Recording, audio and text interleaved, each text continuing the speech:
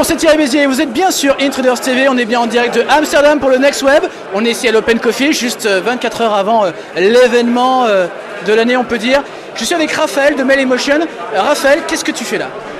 Eh bien, je propose un nouveau service qui s'appelle Mailymotion, comme tu viens de le dire, et qui va simplement révolutionner la manière dont les gens communiquent entre eux, puisqu'il propose de substituer l'email avec du texte et des photos traditionnelles, et de faire un email vidéo tout simplement. Bon, c'est pas si nouveau que ça, on le connaît Mailymotion. Qu'est-ce qui change? Dis-moi tout. Bien, tout simplement que Mailymotion se généralise et qu'il devient de plus en plus simple pour permettre à tout le monde de l'utiliser. En d'autres termes, aujourd'hui vous avez un portail qui est celui de Mailymotion, auquel chacun peut se connecter et envoyer sa vidéo créée, soit par une vidéo qui est déjà enregistrée sur sa machine, qui est automatiquement convertie avec l'encodeur magique de Mailymotion, soit en utilisant sa webcam.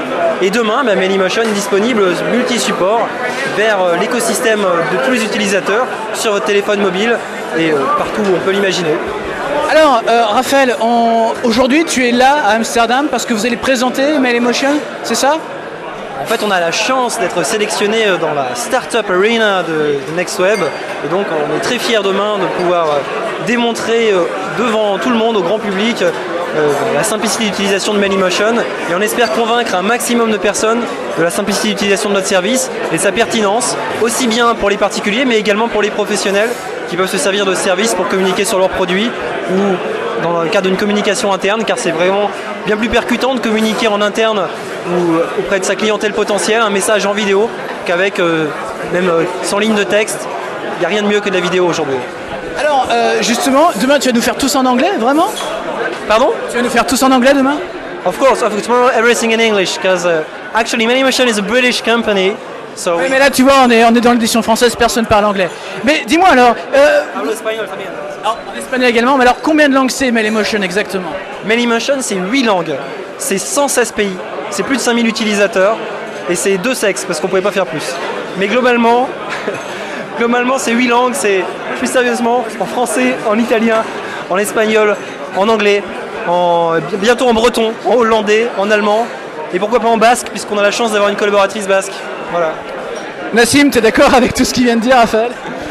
Je suis tout à fait d'accord, surtout sur l'internationalisation de Mailymotion, puisque pourquoi pas rendre international un moyen de communication aussi simple que l'on a réalisé avec Mailymotion aujourd'hui, parce que c'est le but, simplifier pour monsieur et madame tout le monde la communication en vidéo, aujourd'hui sur Internet et demain sur n'importe quel device utilisateur.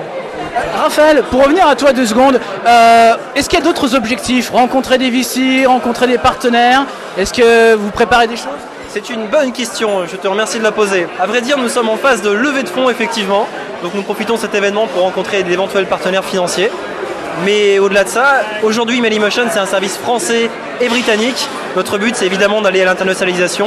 Je sais que c'est un thème qui était très cher et nous avons besoin d'ouvrir des bureaux rapidement en Asie. Donc il nous faut trouver des partenaires pour s'installer en Asie. Également évidemment aux États-Unis, en tout cas en Amérique du Nord. Donc c'est tout à fait pour ça qu'on est sur le Next Web. Une petite précision sur l'internationalisation puisque nous en parlions à l'instant. Nous avons la preuve que Mailymotion va fonctionner et pourquoi? Car pourquoi? Pourquoi? Bonne question, merci de poser cette question. Parce que... Non, je te sentais partir, alors c'est pour ça. Non, mais faut me recadrer, c'est bien. Les Italiens sont les premiers utilisateurs de Mailymotion alors que nous ne sommes pas basés en Italie et qu'on n'a pas fait de communication particulière en Italie. C'est vrai, comment ça se fait? Parce que les Italiens parlent avec les mains. Voilà. Et surtout...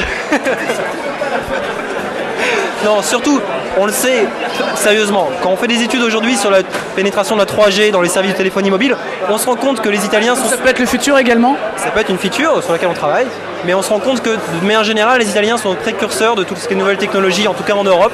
Donc on est très heureux de constater que les Italiens sont les premiers utilisateurs de notre service.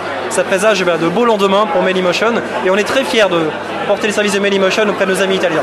Bien Raphaël, merci pour tous ces détails. Et maintenant il ne reste plus qu'à aller au Startup Arena histoire de voir ce que ça donne cette présentation. Rendez-vous à vous tous demain sur le Startup Arena. On vous fera avec grand plaisir la meilleure présentation qu'il soit et vous serez de toute façon bien reçus chez Mailymotion.